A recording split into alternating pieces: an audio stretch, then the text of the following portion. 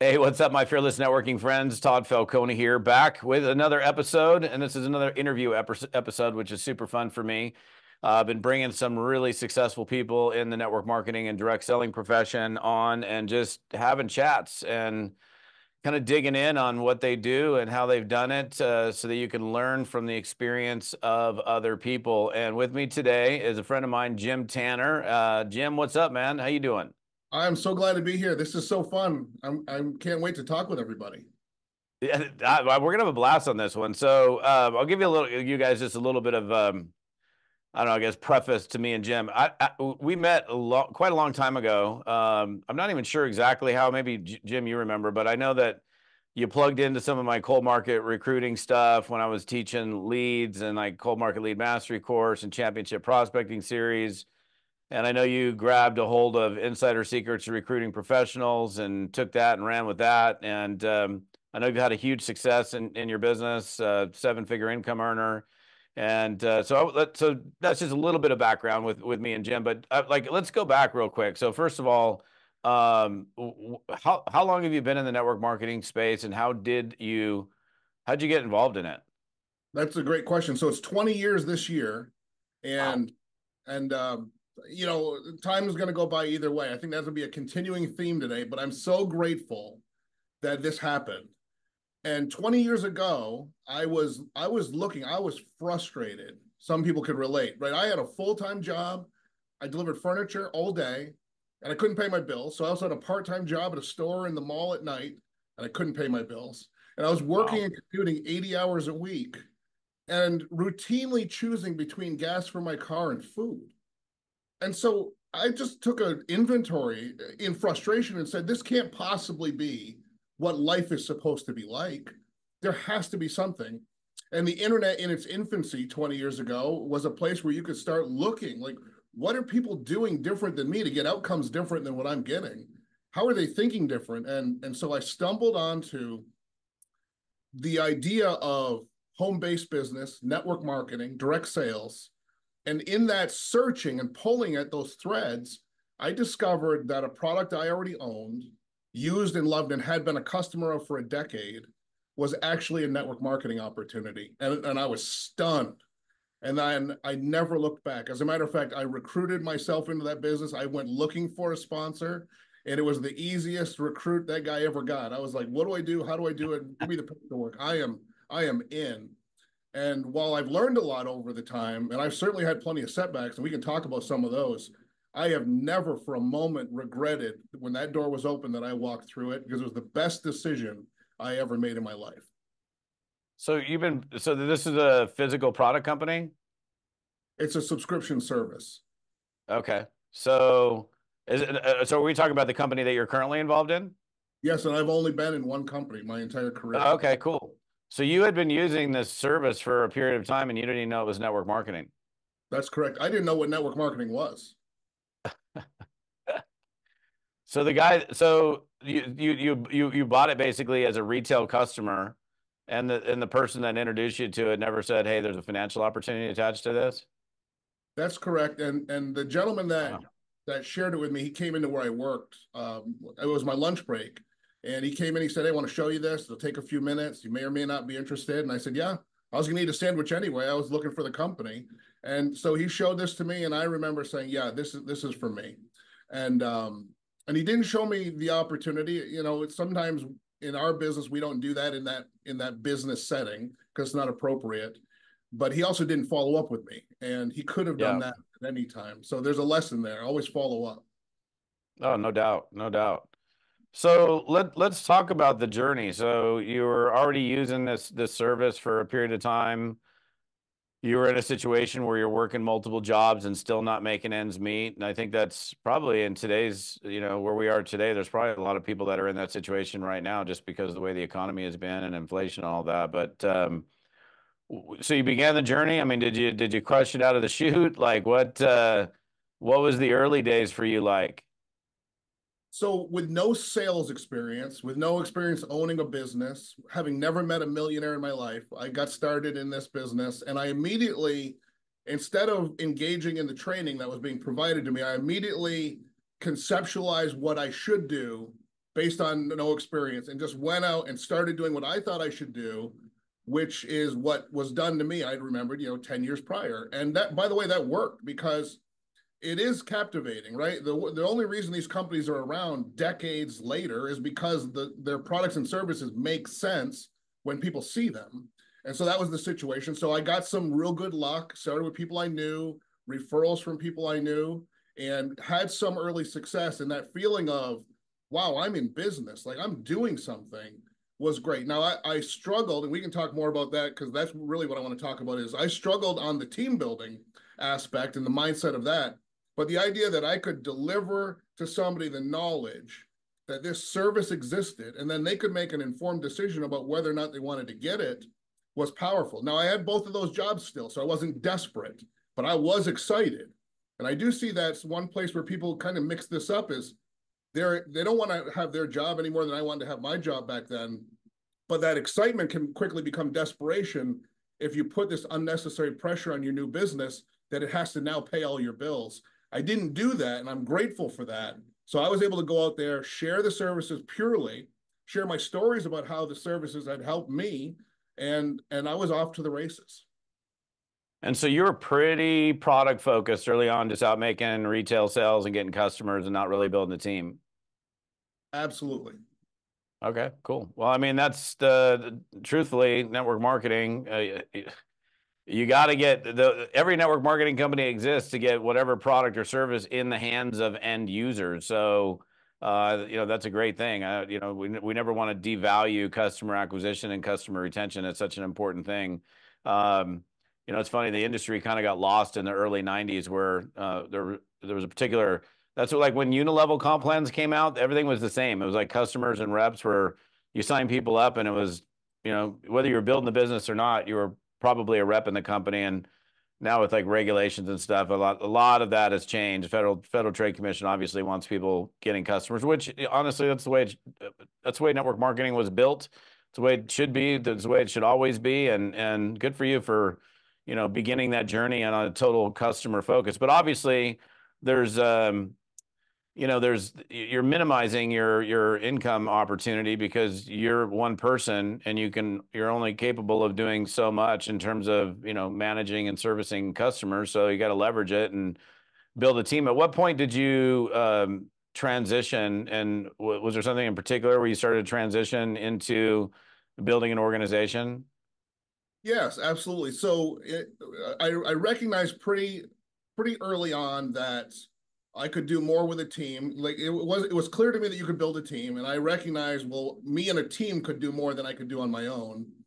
But I approached it like so many do, like a sales manager, right, at a car dealership. Like these are my guys, and I was hand picking people, and then I was dragging them through the process of being in activity. You can do that to some degree. You're gonna have a real small team, probably in your own backyard, and then after a while, nobody likes each other. It's not fun. But I did a little of that, and then I started becoming a student of what do the big builders do, and that's how I found my way to you. So let's talk about that. It's almost like it couldn't have happened any other way. I had gotten a gift of an iPod. Look that up, young people that are watching this today. I'd gotten a gift of an iPod, and and so I started looking for things I could put on it to take with me to the gym and take in the car, and I was looking for answers to how do I build this thing in my own backyard? How do I build it across the nation? How do people do this? And you were being interviewed by someone. I wish I could remember the show you were on, but you were being interviewed. And when you started talking about your philosophies on building, I was captivated. But when you said, listen, I'm just a dude, this is what you used to say. Maybe you still say, you said, listen, I'm just I a do. dude that just does this. And I was like, I'm just a dude. I want to do what this guy's doing, right? You didn't position yourself as some kind of expert that only you could do it and nobody else could do it. You said, listen, if you follow these basic fundamentals, you can build this thing. And I was hooked right from there. And I stuck with you ever since. Yeah, and I know. I think early on, weren't you? I'm pretty confident from previous conversations I've had with you that you started doing cold market leads in the early days. I mean, I built my business for 11 years with business opportunity seeker leads. Um, how long did you do that in terms of building? That was my primary focus in building and learning how to work with people long distance, probably since my first year. That's when I first discovered you. And that's what you were talking about in that interview you were doing was the cold market lead mastery. I got those CDs. I was listening to those CDs in the truck when I was delivering furniture, listening to you talk to people, and just realizing, okay, there's a system, there's fundamentals, there's a posture. I was also 28 years old, and I didn't see myself as a successful person. And I realized that on the telephone, I could have a posture. Didn't matter how young I looked or how, none of that was going to matter. No one was going to ask me how much money I made so far. I had a posture on the phone that was going to be my advantage. And so I followed that process. And then, I'm sure we'll get into this, but then over time, I eventually heard you talk about recruiting professionals and recruiting up the socioeconomic ladder. And I took an evaluation of what I wanted my business to look like based on that concept. And I said, yeah, this makes sense for me. The services that we offer, the communities that we can touch. I need the best professional people with the most contacts, and I ran forward with that. And we've just been talking about that in my team ever since, because not only do we do it, but we teach it, right? I did it to find professionals. I teach those professionals what I did to find them so that they can replicate that as well. Yeah, man. I got even to this day, I think like while like business opportunity seeker leads aren't nearly as present in the marketplace, they still exist. I mean, I still have relationships with the two big lead aggregators that have been around for eons. Their businesses are down from where they were 20 years ago primarily because of social media. But I don't think even to this day there's no better training ground for someone to develop a degree of confidence in talking to people on the phone. Like if you're going to be prospecting, and look, I know a lot of people do stuff on social media and try to build their whole business on social media. I've got my opinions about that, but it's like, warm market, it's one thing. You're talking to people, friends, family, acquaintances, associates, or whatever. But when you can get into, and you said it, like the beautiful thing about anything that you do in the cold market is you can be whoever you want to be. And I was in the same situation you were, man. I was 22 when I started. I started working leads probably 23, 24. At like age 25 is when I started working leads. And I was just like, I'm like, I'm this young kid. Like, why would anybody listen to me, follow me? I'm like, pretty much everybody I was prospecting was older than me. And I had the seed planted in my head that, oh, if you're older than me, you must know more. You must have. Why would you? Older people don't follow younger people, I guess, was kind of this seed that I planted in my head. But then, well, as soon as I got on the phone calling leads, I was like, they don't know if I'm 22 or 35 or whatever I am. They don't know if I'm working in this garage that I was working in, or if I'm in this beautiful home. And it's not about perpetuating a lie. I want to make sure that people that are watching or listening to this are clear. It's more about like you said, posture and, exhibiting. For me, honestly, I think it was probably fake confidence at first, because I could just be whoever I wanted to be because they didn't know me. All your friends know you. And so even if you like, let's say you were a bad dude or you had bad habits and all your friends knew that you were the party guy with the lampshade on your head or something like that, and you've turned over a new leaf and then you completely change your life, it takes so long for them to even adapt to that. But like this stranger, they don't know you. And so, I just want to say this for the viewers, listeners, like if you want to get good at, being able to communicate with people on the phone and develop that confidence, the cold market is the place to do it, period. However you choose to do it in the cold market, but that is the easiest real life situation that you can put yourself in. It's totally different than role play or practice because these are actual conversations. Like when you were listening to my championship prospecting series in your truck, I mean, those were like real calls to real people. You can't make that stuff up. You can't fake that. And so you could actually hear how the conversation goes. And there's so much learning that can take place versus, having a theoretical discussion about what might happen. So now let me ask you this. So you started working leads. I mean, I'm assuming you got results working leads. You were recruiting people. What I know why I transitioned to professionals, but at what point and what caused you to go, wait a minute?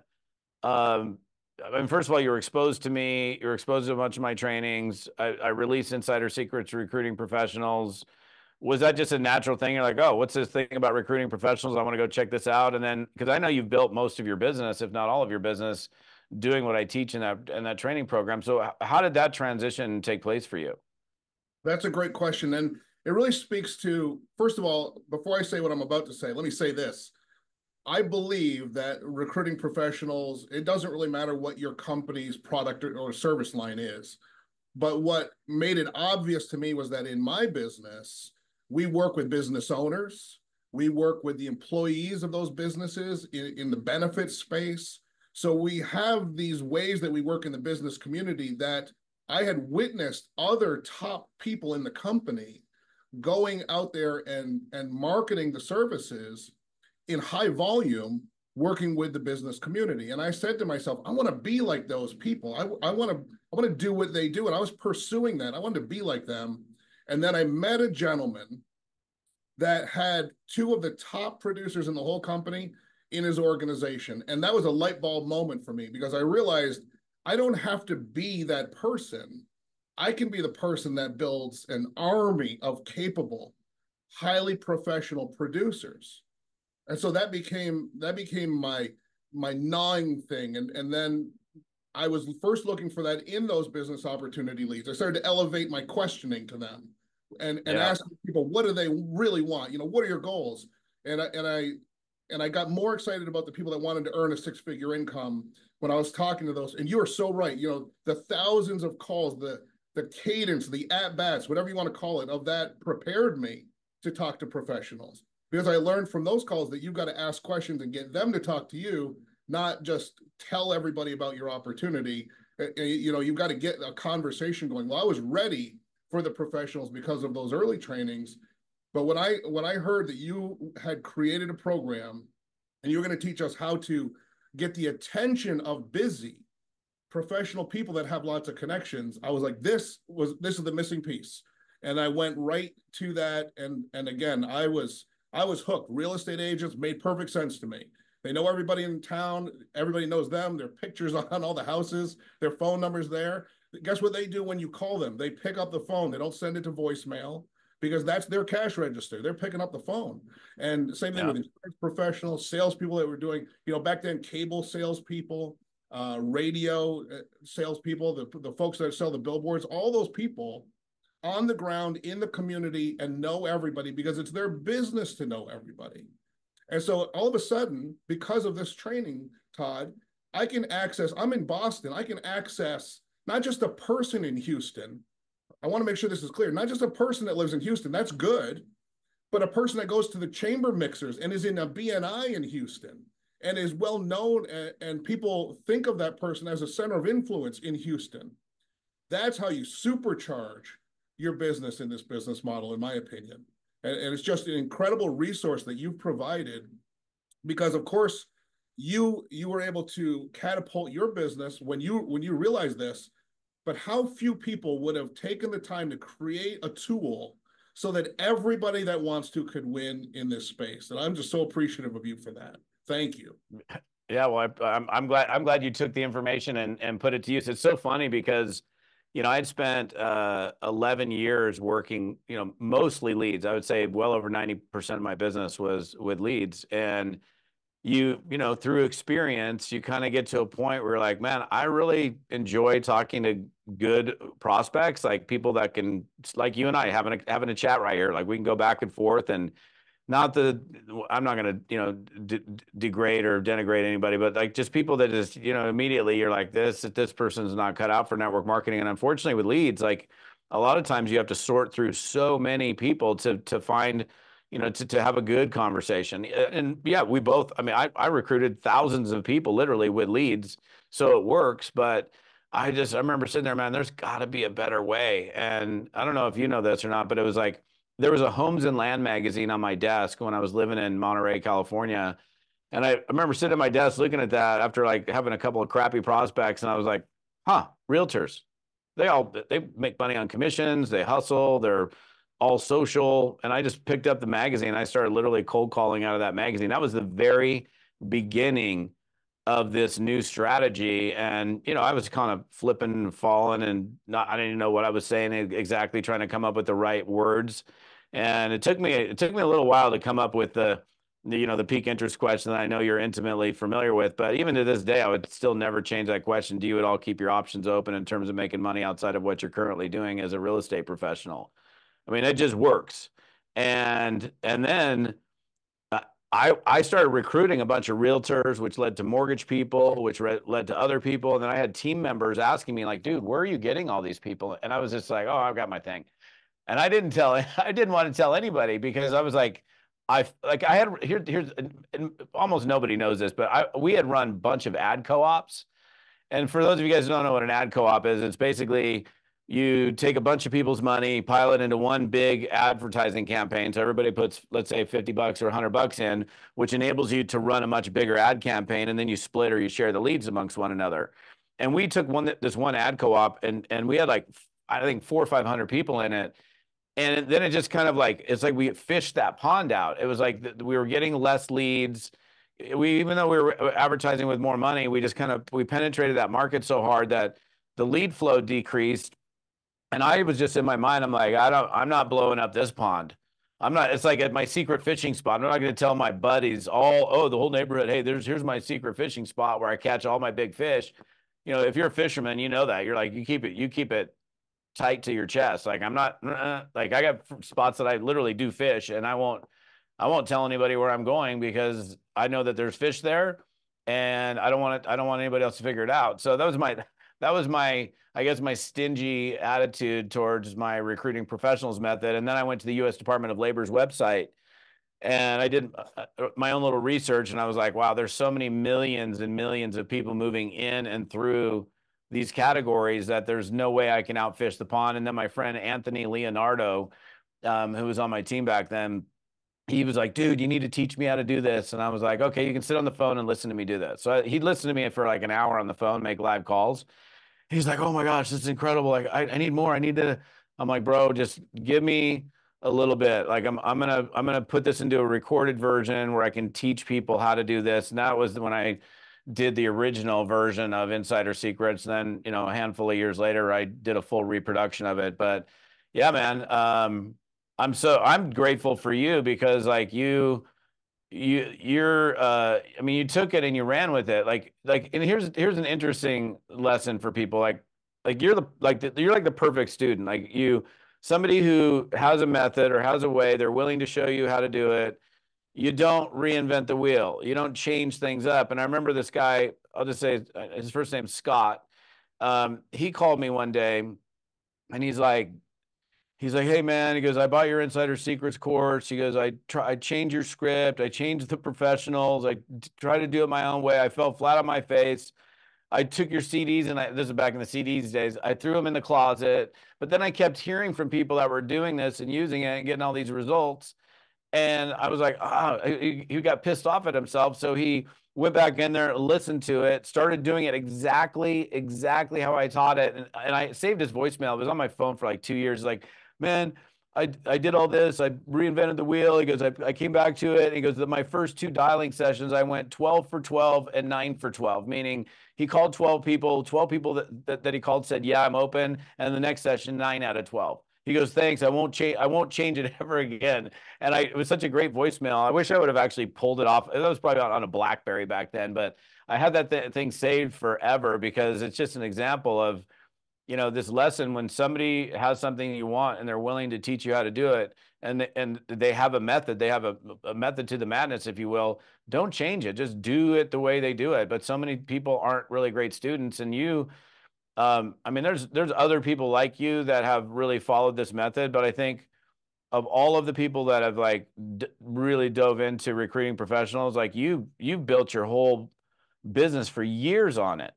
And I'm curious to like let's talk about like and the fact that you're teaching it to your team, I think is a beautiful thing as well. So let me ask you this just very straightforward question. What percentage would you say of your business have you built specifically like recruiting professional people? So I would have to say it's 80% of my personal recruiting. The other 20% was warm market, friends and family, the stuff that everybody should do when they get started, right? And then evolve to the leads. But yeah, it's been all professionals. And I think I mentioned this to you. I reached out to you recently and I said, I kind of slid back, just like that guy you're talking about, and just started going, hey, listen, it's a new day, it's a new era. I'm a different person than I was 10 years ago. I can help everybody. Anybody I talk to can do this business with me. And then I realized that while anybody could, most people won't, and that's the sort that it just drained my battery. Right? I started spending time again with people that couldn't afford to get started. I think there's a lesson. I'm glad I did it because I went into this space where I'm talking to people who now they can't afford to get started. They don't perceive an opportunity when one is presented to them. They can't wrap their mind around that people succeed, that there is upward mobility in our economy, that you can start like I did, where I couldn't pay for food and became a millionaire in America with this as the vehicle. But they couldn't believe that. So that pivot back to professionals that can afford to get started, number one. So that's not frustrating to me as a builder. Number two, can recognize opportunity when it's presented to them and doesn't chase it away. But number three, understands that the abundance around us, that of course that there's more money and more influence and more opportunity and more chances to serve their community than they've already done, because that's just how they see the world around them. And so yeah, again, except for as just a small in the beginning, not knowing, and then overthinking it for a very short period of time in more recent years, this is exactly what I do. It makes me happy. When the phone rings or a text comes in from people in my team, I want to be excited to talk to them. So you got to begin with the end in mind, right? If it's got to be people I want to be excited to talk to, then I need to start by recruiting the kind of people I want to be around, that think bigger Yeah, no and doubt. that want to do it. And so it all fits together. It's not just a strategy for increasing your recruiting. It's a strategy for increasing how much fun it is to build this business. Oh, no doubt. I mean, talking to professional people like is way like infinitely more fun than, oh boy, I got this one. I mean, like I'm sure you've heard me on calls doing the, hi, Bob in, this is Bob. I'm like, hey, Bob, Todd Falcone, how's it going? Well, I'm like, okay, I already instantly know you're not the dude that I want in my business. I'm curious because, most of what I've personally done, and honestly, what I still do to this day, I mean, I'm all over social media, but most of my biggest moneymaker is right here. This is my biggest moneymaker is my phone. And not the other stuff that's in the phone, but actually picking up the phone or sending somebody a text message. I got another guy, a good friend of mine, Andrew Eaton out of South Africa. Like he took my recruiting professional stuff and then he applied it to LinkedIn. I watched him right in front of me, like recruit this guy at an airport on a LinkedIn page while I was with him doing a speaking tour over there a few years ago. What are you, when you're doing this method, are you applying it into social media or are you on the phone, or is it a combination of how are you doing it? That's a great question. So I do like LinkedIn, and I'm, Andrew and I did a meeting with you one time that I think people have been able to see, and so I know him. Of course, the time difference, we never talk, but Yeah. I'm also a fan of the LinkedIn. My goal is to get it off of social media, LinkedIn, whatever, and onto the telephone as fast as possible. I want people to feel that I have conviction about what I do. And even though I'm not going to tell them, I'm not going to do a presentation over the phone. I'm going to have them witness one on a video. But what I'm going to do is make sure they understand that I'm real and that I'm serious. And you can feel that over the telephone. I can't transfer that in a text and I can't transfer it in a direct message, but I can use those tools to get somebody on the telephone where they can feel me. And that's what I always do. And whether it's LinkedIn, which I do like, I like meeting people in person. One thing I've learned is that not everybody around me is that professional that I want on my team, but everybody around me knows them. So I ask people constantly, who do you know that's sharp? Who do you know that's tearing it up in real estate? Who sold you your house? Who would you call if you were going to sell your house? And just keep asking people those questions, because then there's no pressure. Like I've got a whole warm market. I'm never going to not have a warm market. I want them all on my team if they're going to run with me, but they know the people that will run with me. And I want to be introduced to those people. And I'll give everybody a tip that I just thought of. see all these 20 years and 5 months later, and I just realized something this week. So I love going to the gym, and I typically go in the middle of the day. I like to get a couple meals in before I go. But who goes to the gym in the middle of the day? People that control their own schedule. So I've always thought that was a great place to meet people, and it is, and I have, and I love that. But because of some changes in my family schedule, my daughter had a week long camp here this summer. I went last week at 5 and 6 a.m. And there was an entirely different group of serious people that were at the gym at Yeah. 5 a.m. And I Oh yeah. started talking to some of those folks, and you guess what they do? They're insurance professionals, they're real estate professionals, they're CEOs of companies in Boston. Well, but they live out here in the suburbs with me. These people are everywhere, Todd. All we have to, once you taught what they look like, what they sound like, and what they think, they appeared everywhere in front of me. Yeah, it's like the phrase the eyes cannot see the things that they're not yet trained to see. I'll give you a quick example outside of network marketing. So my first 2 years in network marketing, I didn't make very much money. I ended up having to move home and live in the bunk beds at the parents' house with my tail between my legs. My mom's like, "I told you that thing wasn't going to work," cutting up all my credit cards. And it was interesting because I took a job at their radio station as an account executive. And it was really weird because I went from 2 years in network marketing to working in an employed environment with grumpy people, and it was not a pleasurable experience. But what happened was now that I'm selling advertising, and let's say I pick up a newspaper before, I don't even know. I think newspapers still. Well, I use newspaper to start my fires at my river property, so I know they still exist. So, um, we I started opening up the newspaper, and instead of seeing the articles that were in there, I started to see the ads.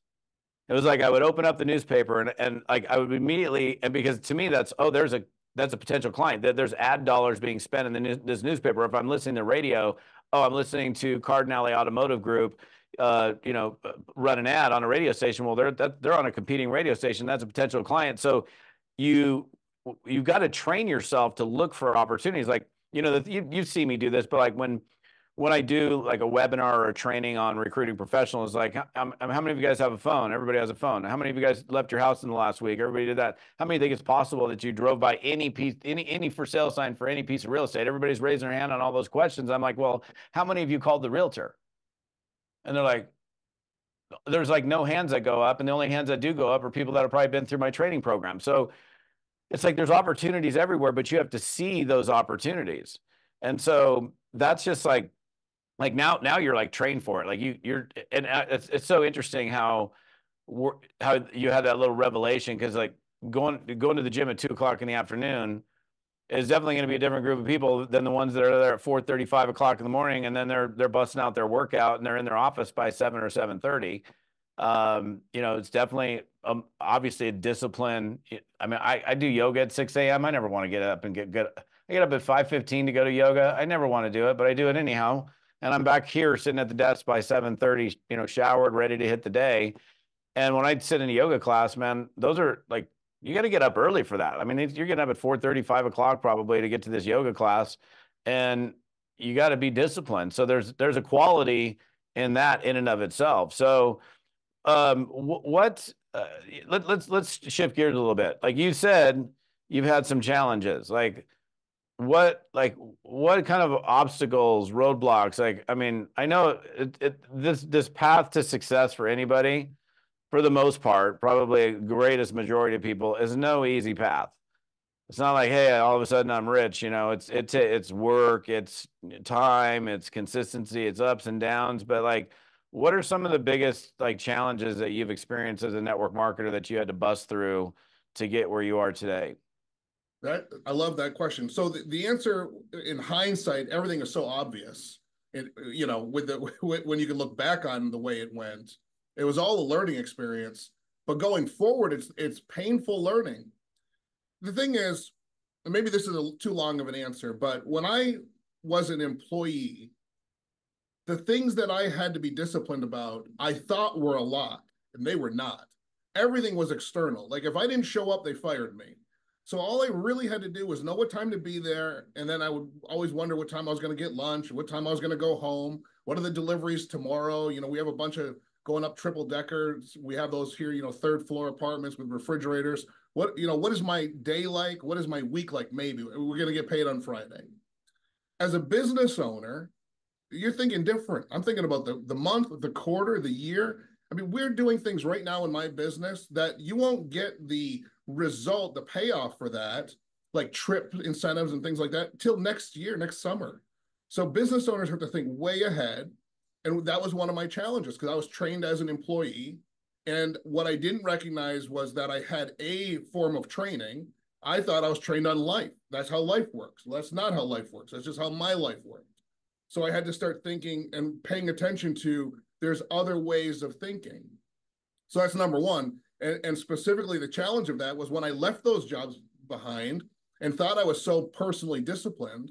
I wasn't disciplined. I was disciplined enough to fit my business into the little nooks and crannies of my schedule.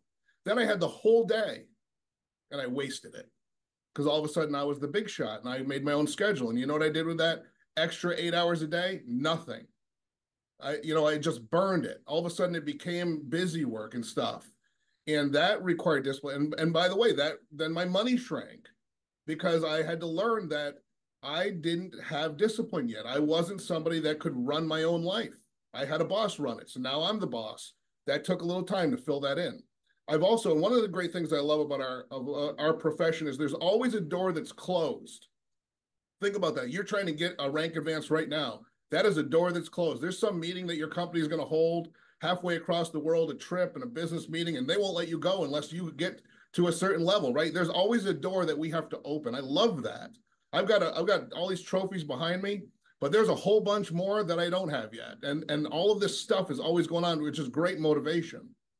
But you can seek rank. Let's talk about rank, for example. You can seek rank. You can know what the numbers are to get to your next rank advancement. You can do anything and everything to do that rank advancement. And then you can even reach the title, whatever we call it, diamond, executive, whatever it is. You can get that title and people will clap when you stand out there on the stage. But if you don't do the work to become the person that's supposed to be at that level, it will be slipping through your fingers. And I've felt that too. Like I've gotten to those high levels by making sure I had the numbers in place, but not realizing that I was supposed to grow into that role on the way there. And too much too soon, often in everything, means that you have to take a couple steps back. You have to have contraction to go again. Well, contraction's painful. But you reach the top level in your company and everybody knows who you are and you get that and the money that comes with it and all that's great. To have to take a step back is an ego issue. It's a hit, right? When all of your peers are on the stage and you're not there anymore because you hadn't grown into the role, you just hit the level. That's painful. Those are slips, but I wouldn't, looking back on it, I wouldn't take it any other way. I am formidable today. I was weak when I got started. I have transcended all of the excuses that I had built into me about how things were supposed to be. And when they didn't go that way, it's because life wasn't fair. I'm past all of that. In our team, we talk about being the lighthouse. We say this. We say, listen, the boats will slip by. The tide will go in and come out. The sand will slip off the shore, but the lighthouse will always be there. 20 years and 5 months later, people can call me and they say, hey, are you still doing that thing? Yes. They call me and they say, hey, I think I want to come back. Are you still in the business? Yes. I will always be here. And nobody has to wonder where Jim Tanner's going. And that comes not from it being easy, but from enjoying the fact that it was hard. I always say in our business, let this business change you. And I would extend that to anybody who's listening today. Don't fight that. Let the business transform you. It's a transformative business intentionally. It takes us where we are and then helps us go somewhere completely different. But we can't stay who we were to get to where we're going. We have to change who we are on the way as well. And I love it. So have I challenges, Todd? You better believe it. But I've always sought out what could I have done different? If I'd known better, what would I have done better? Which is about personal responsibility. I got that from network marketing. And how can I make sure it never happens this way again to me? And how can I provide an environment for my team where they can go further, faster than I could because I can help them learn these things along the way? Yeah, man, you got to grow into that. It's like, so many times people hit rank, but they don't maintain it. And so, like a thought process that I've always had is like instead of building to rank, you build through rank. So let's say the volume is 5 grand to hit that rank, you're pushing for 8, you're pushing for 10. Uh, and again, I mean, it's cool when you hit a position that you can, celebrate, and you should celebrate. You did a great job to hit there, but you don't then just stop. And a lot of times people do. I mean, so often in network marketing, they hit the rank and then they never re-rank again because they stopped doing the things that got them there in the first place, or they didn't have that personal growth to really have that leadership position. And part of that is, you've heard me enough to know it, like the whole idea of going into management mode, and stopping doing the very thing that got you there in the first place. I'm gonna ask you this question. I mean, you've been doing this for 20 years, 5 months now. Like, have you ever, been guilty of slipping into management mode and, stopping doing the things that got you there in the first place? Absolutely. For all the reasons you just said, you get to a rank and then first of all, when you push to get somewhere, you almost feel like you deserve a break. Also, as you reach these higher levels in your compensation plan and in your company, you're going to get all of this, it's almost like press, right? Like PR, like people from the home office in a well-organized company are going to make sure everybody knows that you've done that. And so you start to, you get a little bit of celebrity, and that can be a distraction where you're able to just work in silence. All of a sudden, everybody knows your name. People start calling you for help. They're not even in your team, right? So there's all those things that you experience along the way. But I have every time that I have had a contraction in my business, I can look and see I was managing instead of building. Instead of challenging my team to chase me to the top, I started working with the ones who were running more than running in front of them. And if you stay running in front of them, and we have a friend in my company, you and I have a friend in common. We can't outrun this dude, but we need that. There always has to be somebody to chase. And I just love that even folks that have made incredible incomes continue to build, not because they need the money, but because they want to be the example. Isn't that fun? The exampleship that we get to have. So I just love it. Oh, no doubt. I mean, Brian and I had a conversation a few weeks ago, and like he's made so much money, both, with the company and then incredibly well investing his money. And like, I mean, for all intents and purposes, like he's done financially. He'll never need to work another day in his life. But like, I remember I was at the A&MP with me, him, Jordan Adler, and can't recall who else was sitting there.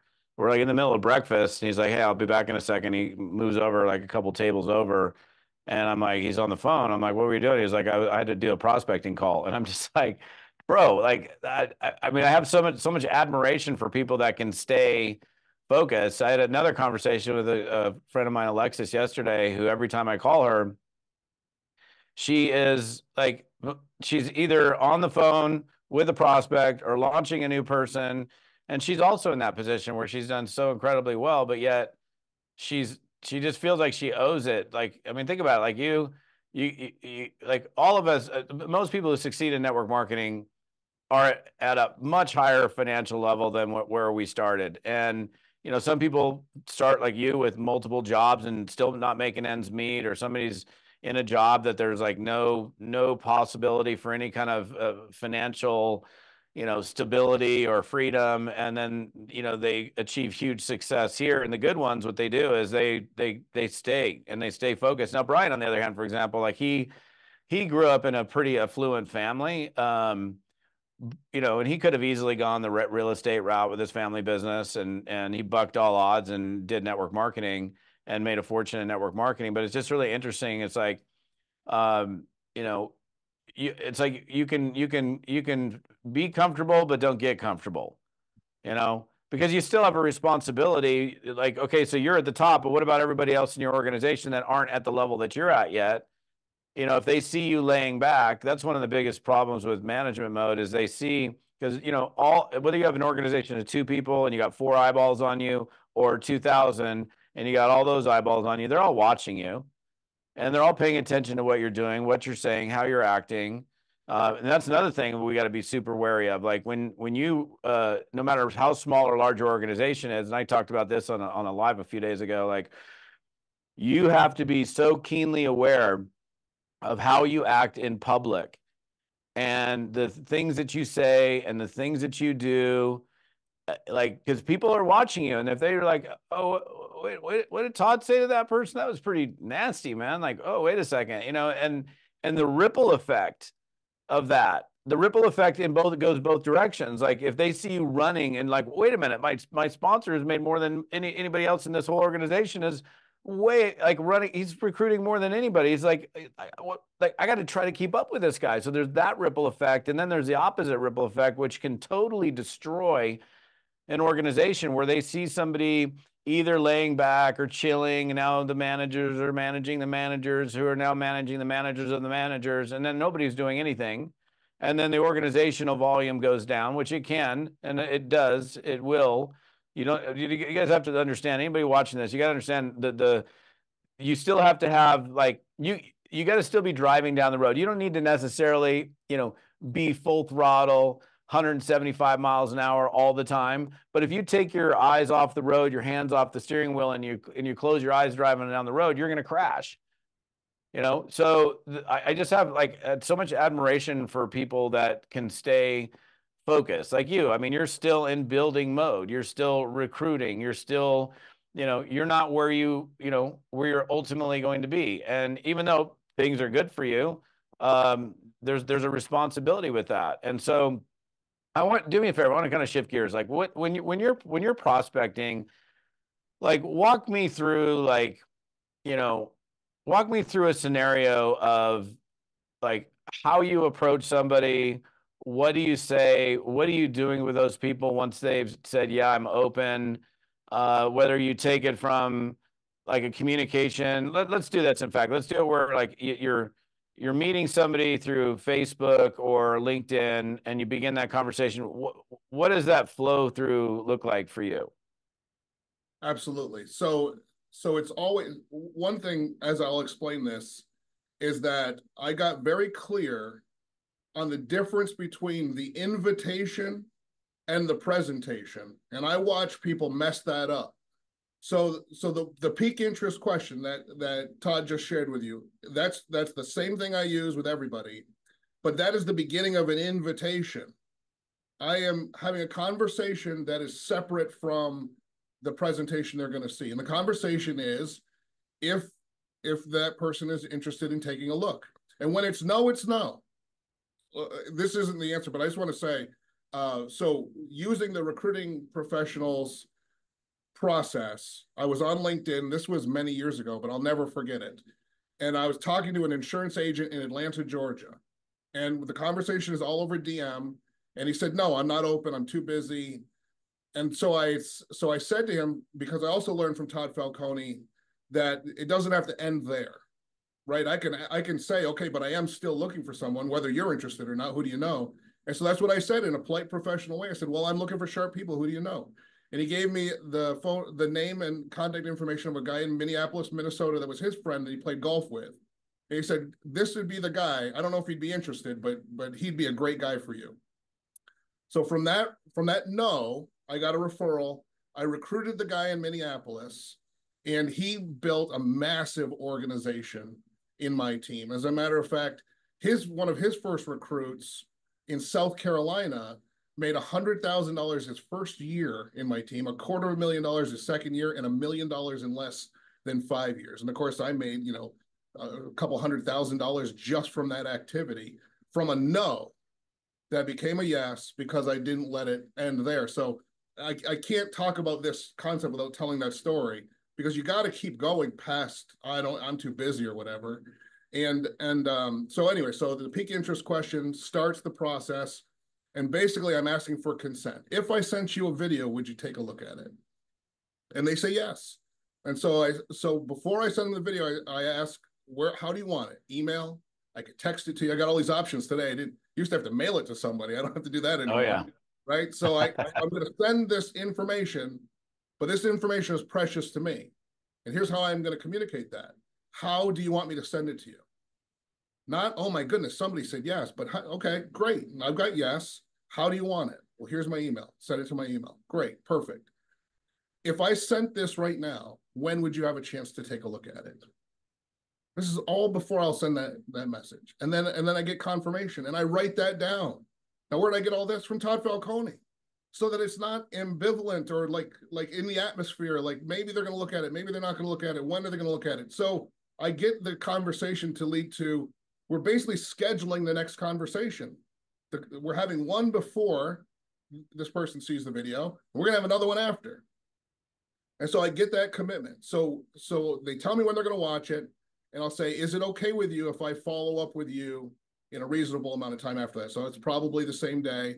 If they say, I'm not going to watch it till tonight, then I'd say, well, is it okay if I follow up with you tomorrow after 9 a.m.? And they're going to say yes. Because the same person that says yes, that they'll watch the video, is the same person that says, yes, you can follow up with me tomorrow. Then I send it to them. Then I follow up tomorrow at the time that we agreed that I was going to follow up. And sometimes they answer the phone and sometimes they don't. And sometimes when they do answer the phone, they watched the video and most times they didn't. And this is what I teach my team. I say, imagine how much video and text and articles that you get in a day. Just my wife alone sends me half a dozen things on Instagram that she wants to make sure I saw. And I look at the, because she's my wife, you know why? Because she's taught me that she's going to ask me about it. So I already know if she sends it to me, it's important enough that I need to look at it. People send me YouTube videos. People send me jokes and memes. I don't know how to prioritize any of that. So when I contact this person back and he says, well, I didn't get a chance to watch it, it's no problem. I kind of expected that because this is a real person with responsibilities. That watching my video where they don't really know what the video is not going to go ahead of their kids getting to school on time or doing the laundry and all that. How could it? It can't. So I'm a professional. And I know that this is the beginning because exposing people to the opportunity and following up with them is a process, not an event. So I've got a process. I invited them. They said yes. They said I could. I got permission to follow up after they watched it. I followed up. They didn't get to watch it. But guess what happens, Mr. Falcone? That person that didn't get to watch it now knows, like the way I know that my wife, if she sends me something that's important, now knows how important it is to me because I called him when I said I was going to call him. And he didn't get a chance to watch it, and I'm still professional. And I say, hey, totally understand. It's been a busy day for me too.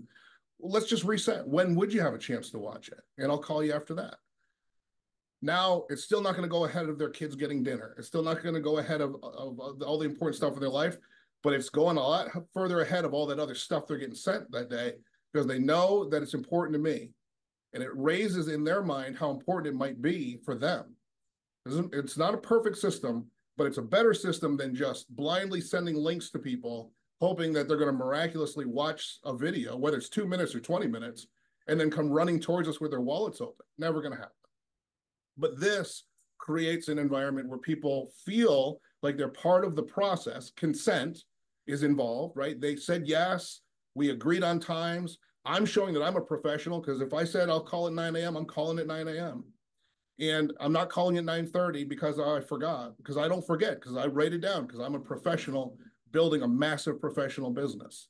And you will make money in network marketing without being professional. People do it all the time, but you won't make it for long, and you won't make the big money until you figure out how to be a professional like this. And that's the other piece, you identify in your training who the people are and why we should be interacting with them, but you taught us to be more professional, to elevate ourselves. That's why it says on my screen, because in my team, we stopped trying to improve and we've moved on to evolution. We're evolving in our business.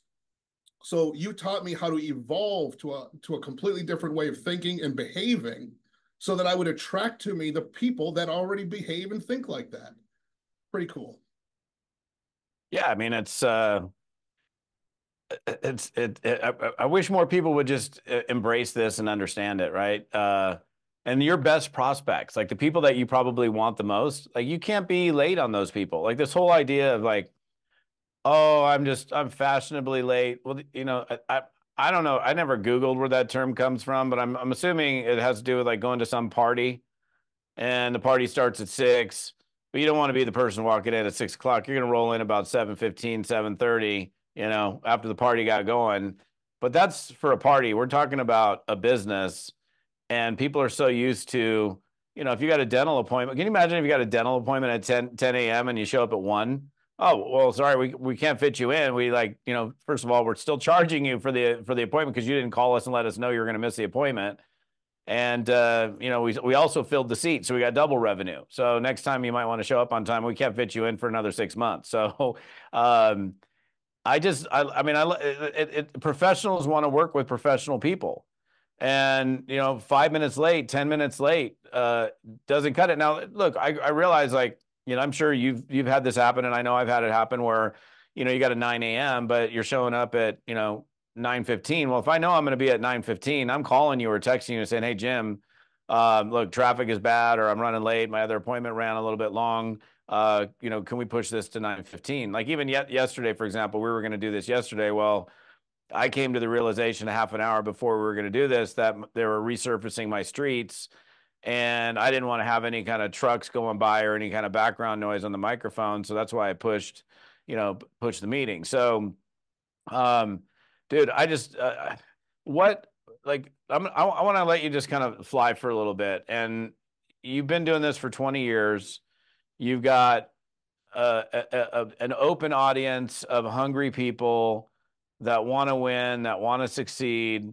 And if you could just lay it out, like, okay, I got company owners that watch me. I've got 7-figure earners, and I've got, a lot of people that are trying to find their way and figure it out, like you and I were, me 35 years ago, you 20 years ago. What pieces of advice, wisdom from your personal experience, from the learnings that you've had of being in the business for 20 years, would you share with people that will help them to really ensure that they make this a successful career for them?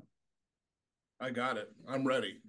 First of all, number one, nothing else matters if you're going to quit. If you're going to quit, just quit. Like, if you can't stick with this, then it doesn't matter what I'm going to say next. You have to stay. You have to see. One of the things we say in our business is we have these core commitments. One of them is be here a year from now. And I used to think, I've been hearing that my whole career, and I always thought, well, that just means don't quit, right? That's what it feels like on the surface. But it's different than that. I finally figured it out. I remember I was on a plane. I had just taught that whole thing, be here a year from now was one of the things. And I was flying home, and I just was stuck on it because, I don't know, I just heard myself say it, and it just landed different. And I realized on the flight what the people that created that meant. They meant not just don't quit, they meant behave every day like you're going to be here a year from now. And I realized it. And I would say to people, a farmer doesn't plant a field they don't intend to harvest. Right? So the problem is that most people join network marketing. It doesn't cost much to get started. And it can be a secret. Nobody knows. Not like it doesn't go on the front page of the newspaper that you joined a network marketing company. So you can be secretly in the business and do nothing. And you've got your toe in the water, and you could quit anytime, and there's really no repercussions. There's people that join the business, don't even tell their spouse. Quit the business, never told their spouse. So they never engage. And let me just follow this thread here for a second. So because you don't engage, you wait. Because you don't really believe you're going to be here a year from now. It doesn't matter if you do exposures today, because I don't know if I'm going to be here. It doesn't matter if you read the book that a millionaire in your team suggested that everybody read this month. I'll read it, I won't read it. Who cares? I'm not going to get it. All this stuff that matters doesn't matter to you because you don't believe you're going to be here. So the number one thing is you cannot quit on you if you see this as a vehicle to get transformation. You want to retire your spouse, you want to fill your bank accounts up, you want to get a car that you can rely on, you want to move to a safer neighborhood, you want your kids to go to better schools, you want to be able to save for big stuff, you want to stop having to say I can't afford it to the people around you, whether the thing you can't afford is the money to buy something or the time to be there for it. You get both when you don't quit in network marketing. So that's number one, is just you can't quit. Then once you're someone that doesn't quit, the rest of the stuff starts to click together.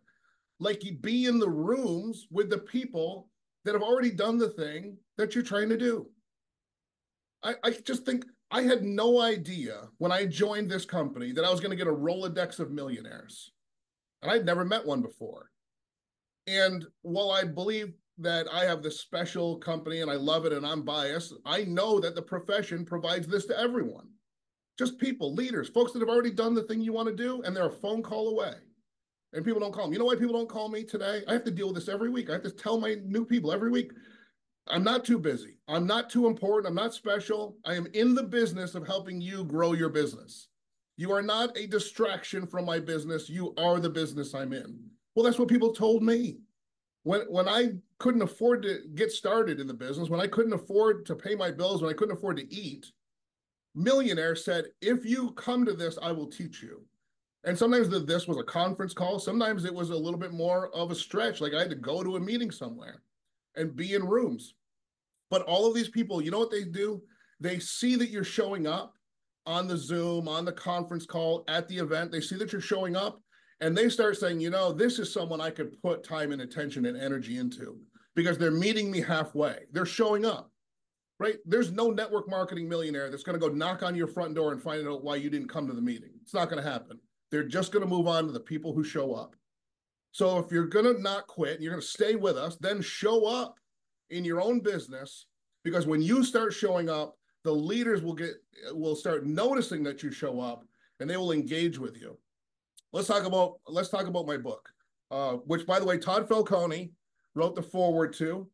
Okay, that's the only plug for this book. But here's the thing is, between the ages of 18 and 28, when I became a network marketer, I hadn't read a book in 10 years since high school. But then I came into this business and millionaires started saying, this is the book you should read. So I started reading them. Now I've written a book. I went from I'd never even read books unless my teacher told me I had to. Then I wrote a book. That's that evolution that you get when you're here. Your job, no matter how great your job is, they have no invested interest in helping you evolve to a higher plane of thinking. It's just not on their agenda. But in our profession, it is. Millionaires pouring into my life. The other thing about that book, a man named Steve Milia, who's written several books for the network marketing industry, including 30 Ways in 30 Days, I told him that, I told him my secret. I said, I believe I have a book inside of me. And I hadn't written anything at that point, but I just wanted to confess to him that. And he stayed on me. Every time he saw me, he would text me, how's the book coming? Are you writing every day? Do you need help? He introduced me to publishers and people that I would have never met in my life.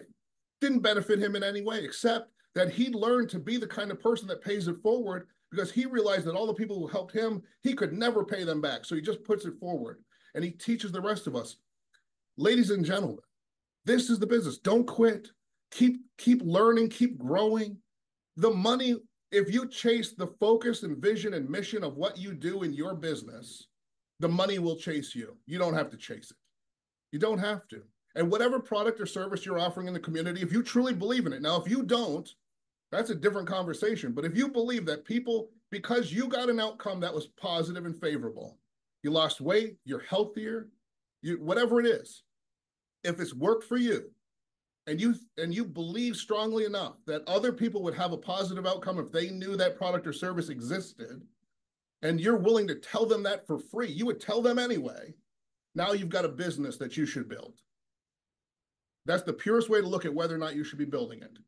And if you can pass that test, then build it, because what you do matters and it's important and it will help other people. And all day, every day, our friends and family and strangers we haven't encountered yet are in situations where the products and services that we have could change their lives in a positive way. And the opportunity could create an income stream for a family without that family member having to leave the house again. Money coming in without mom or dad going out is the dream that most people don't even know is true and could be possible for them.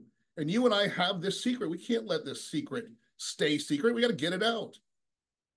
And when you think about how transformative you would be just in letting people know that woke up this morning with no idea that a real business, a real company that they can operate from their own kitchen table without the overhead of traditional business ownership, that they could have that they can afford to start that business. They don't have to mortgage their family's future. They don't have to go to the bank and take out a loan and risk like traditional entrepreneurs have to do. They don't need venture capitalists taking a piece of their business so that they can get started. They can get started for nearly nothing on their own kitchen table with no overhead and create an income stream starting almost immediately. That is a thing that you and I know exists. We have to let people know that because they're living through dark days. The American dream in my adult life, I've never seen it under attack more than it is right now. I've never seen No so question. many young people being told that the life that their parents and grandparents had is out of their reach, impossible for them to attain. Where's the evidence of that? We have millionaires everywhere. The upward mobility in our economy here in the United States, where that's the only thing I'll be an expert on, the ability for people to go from nothing to everything, from no income to all the options in the world, to be able to change everything about their lives is as robust, if not more, than it's ever been because of the internet and technology and the speed of communications and the opportunities that are all around us. We have people woke up this morning thinking they have no choices, no options, and they can't go to bed tonight thinking the same thing, but most will, unless we get in front of them and interrupt that pattern. And that's what you and I do. That's the other piece of being the lighthouse, is you shine the light. And the darkness can't exist when you shine the light. That's being an agent of change in the people's lives that you touch every single day. And the only path forward where you get financial success, but more importantly, you get the satisfaction of knowing that somebody else's life is more improved because you stepped in front of them. That only happens if you don't quit, you become a student of this profession, you learn it so that you can teach it, you learn it so you can have impact in communities around you, you learn it so that as people are telling their story about how they've won in life, about how they've been able to change their life, that they can't tell their story without saying your name in it. That's powerful, impactful, and it exists here in our profession. I wouldn't do anything else. I love what we do, and I'm so grateful every day that I get to do it. Back over to you, sir. Wow, man. Uh, just incredibly powerful. And I think it's like a responsibility. And it's funny because people are doing network marketing every day, but not in network marketing. We know that people are referring people to cool things in restaurants and stuff and clothing companies or widgets, whatever it is, but they're not getting paid for it, and they're already doing it. And you're absolutely right on point. There's so many people that are like going to bed at night and they're like, is this all there is? They don't even know that there's options. Some people think that lots of people think that this is just the cards that I've been dealt. I have no options. I'm stuck. I have nowhere to go. And so if you're in network marketing, it's like there's a responsibility that you have to be a disruptor and to let people know that, hey, look, there are other options. You aren't stuck here. You can change. And of course, obviously, it requires work and tenacity and effort and energy and all of that. But the reality is, most people are busting it anyhow. It's not like you're not working. I mean, there's tiny percentage of people that aren't working or sitting on their couch all day, but there's so many people that are working 2, 3, 4, 5 jobs to barely make ends meet, if make ends meet. And they're hustlers, and they're doing everything they can to put food on the table and take care of their family. They just don't have the vehicle. And so, like, networkers that are sitting there, you know, on the sidelines thinking, I don't know if I'm going to be here next year. I'm probably going to quit. Like, you got to shift, man. Like, you got a responsibility to go out there and do something about it. And then the other thing is, like, people like myself and yourself that have experienced success. It's like, we have the proof, we have the personal proof, the evidence, right? So it's like I feel like I owe it to the network marketing profession to continue to keep on teaching and training and educating and helping people to get good at this business because it's been so good to me. And like with you, like you got to get up every day going, oh, whose life do I get to impact today? It's been such a life altering experience for me. I've got to do something. Who's, like having the attitude of who's the lucky one that gets to experience me, not in a cocky or arrogant way, but in a blessing kind of way. Like who do I get to bump into today and impact their life in a positive manner? And I don't know. To me, there's no better profession than network marketing. I know we've got our haters and our detractors, and then the people that don't understand or don't care to understand. But the reality is, just from a pure capitalistic economic state, this is an incredible business model. I mean, you wouldn't have been, I wouldn't have been, and probably thousands of other network marketers, successful ones, wouldn't have been able to even do this business if it wasn't priced the way it is. Like most people can get in for free or a few bucks or a few $100. And again, you got your kitchen table, no attorneys, no employees, no buildings to rent, no all these other things that traditional businesses have, which are fine. There's nothing wrong with traditional brick and mortar or e-commerce businesses, but man, the leverage and the relationships. I mean, look, right here, you and I right now, we wouldn't know each other if it wasn't for network marketing. You're just a cool freaking dude that's absolutely worked his tail off and busted it, totally changed your life. Went from not reading books to writing your own book, and I think that's amazing. And dude, first of all, we haven't chatted at length for a while. I'm so grateful for you and being here with my audience today. I know they're going to absolutely love this conversation. And I just want to say from the bottom of my heart, thank you, Jim, for just spending time with me and just busting out and sharing some great nuggets with the folks. Thank you very much. And you know, at events, I do meet people that are also followers of Todd Falcone, and we get very excited. You know, we're like Swifties. We just love hanging out and talking to each other about how great you are. So that's going on even when you don't know. When you're not in the room, we're still talking about you. You really impact everybody. We appreciate it. Well, thank you, my friend. I appreciate that. All right, you guys. So that's a wrap for this week's session. Feel free to share this around. This is a great conversation, worthy of having lots and lots of people go through this. You know, even though we've been here for more than an hour, I would say every single minute of this conversation has been beneficial for anyone who's seeking success in network marketing. We will see you on the next episode. Have an amazing day.